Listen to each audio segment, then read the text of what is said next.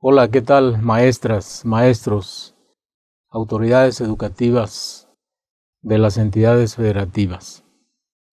Hemos iniciado un nuevo ciclo escolar y como ustedes han visto, tenemos nuevos materiales educativos. En particular, quiero referirme a los materiales de español.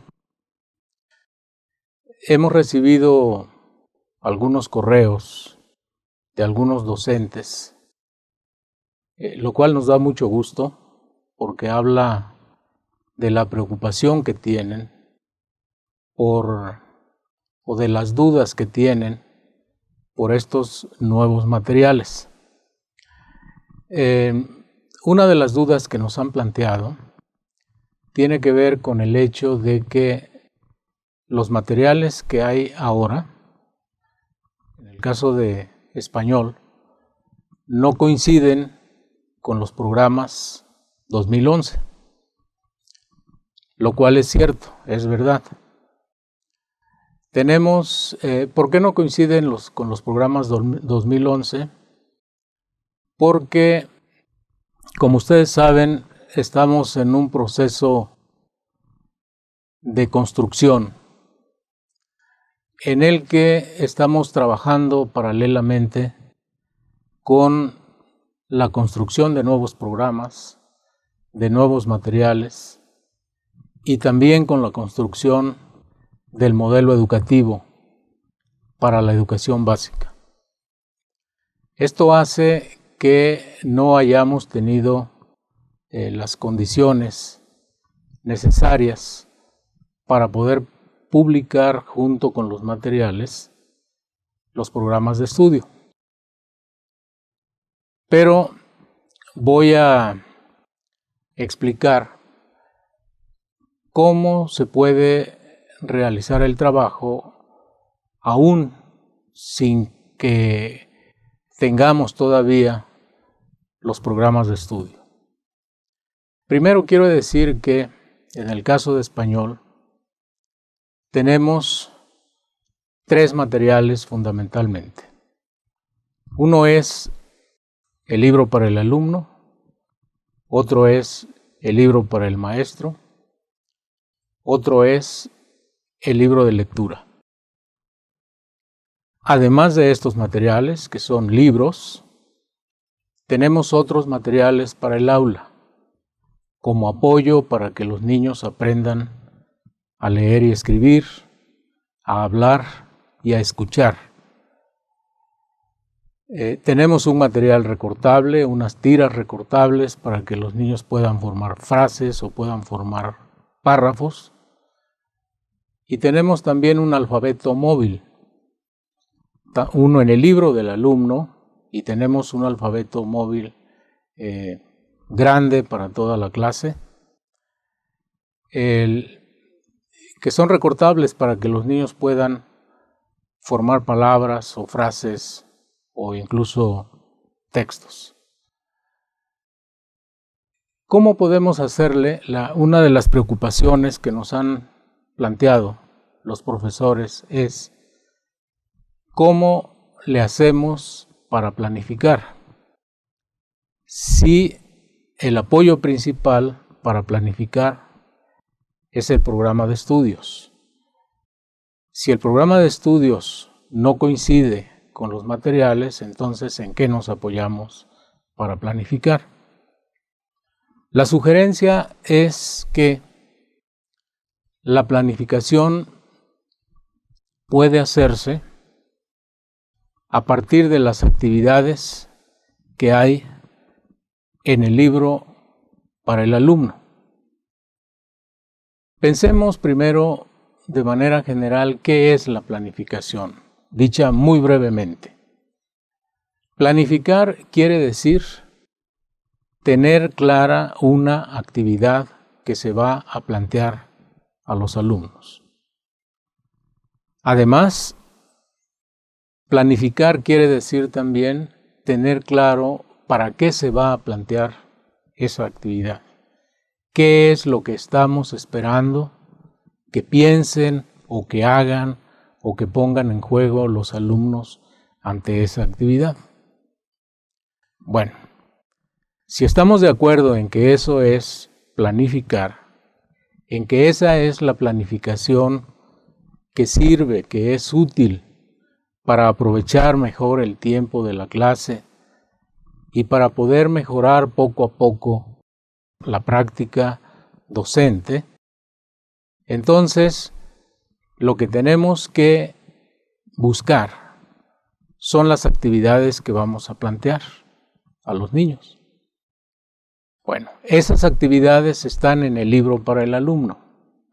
Las actividades están secuenciadas, están organizadas, van aumentando en el nivel de dificultad, de tal manera que de allí podemos seleccionar y analizar las actividades que vamos a plantear. ¿Dónde están las finalidades? Las finalidades de plantear esas actividades, eso está en el libro para el maestro. Para cada una de las actividades que se plantean en el libro del alumno, hay un referente, unas orientaciones en el libro para el maestro. Allí es donde podemos encontrar cuál es la finalidad, el para qué se plantea la actividad, el qué se está esperando, incluso algunas sugerencias adicionales a la actividad que hay en el libro para el alumno. Podemos ver también allí qué es lo que se está estudiando, cuáles son los aspectos que se están estudiando, cuáles aspectos de la lengua son los que se están estudiando. También están allí en el libro para el maestro. De tal manera que esta preocupación bastante loable por parte de los profesores de la planificación queda resuelta con el uso de estos tres materiales: el libro para el alumno, donde están las actividades; el libro para el maestro, donde están las orientaciones y sugerencias en relación con estas actividades; y el libro de lectura, que también interviene dentro de las actividades que se plantean. Otra de las preguntas que nos han planteado algunos maestros tiene que ver con los aprendizajes esperados que hay en los programas 2011. La pregunta es: ¿de dónde tomamos los aprendizajes esperados? Si no están, esos están en los programas 2011. En principio yo les diría que si nosotros hacemos un buen trabajo a partir de las actividades que hay en el libro para el alumno y las recomendaciones, las orientaciones que hay en el libro para el maestro, no deberíamos tener ningún problema con que los alumnos aprendan lo que está dicho en los aprendizajes esperados del programa 2011. Porque el hecho de que hagamos un trabajo organizado de esta manera, sistemático, nos garantiza que realmente los alumnos van a aprender a utilizar el lenguaje. Van a aprender a leer, van a aprender a escribir, van a aprender a expresarse oralmente, van a aprender a escuchar. Pero además, en el libro para el maestro hay varias sugerencias, no puestas como aprendizajes esperados, porque los aprendizajes esperados del programa 2011 son metas de corto plazo que se logran en un determinado bloque del programa. Las sugerencias que hay en este libro para el maestro que se está utilizando tienen más relación con la evaluación continua, con el proceso que van siguiendo los niños en el estudio que desarrollan. Hay a lo largo del libro para el maestro, de manera muy sistemática, recomendaciones para ver cómo los niños van avanzando en el aprendizaje. La evaluación, la búsqueda de información acerca de cómo van avanzando los niños tiene que darse, y de hecho se da, durante el desarrollo de las actividades que se realizan cotidianamente.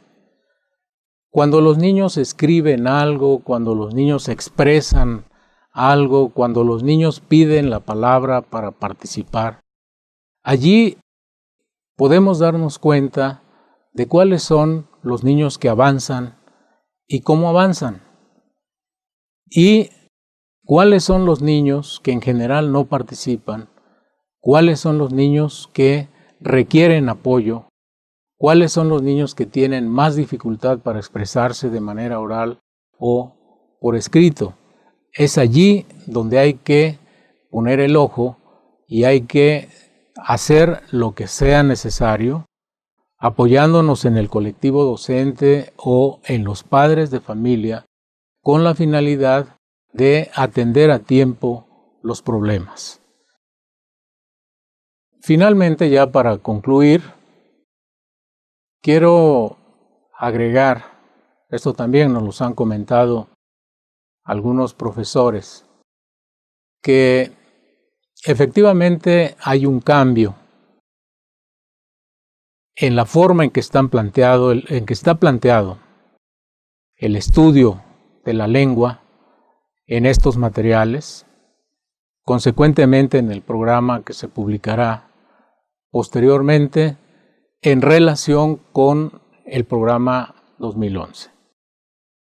Por un lado, hemos quitado el peso que se dio a los proyectos, lo cual no quiere decir que los proyectos ya no se puedan realizar.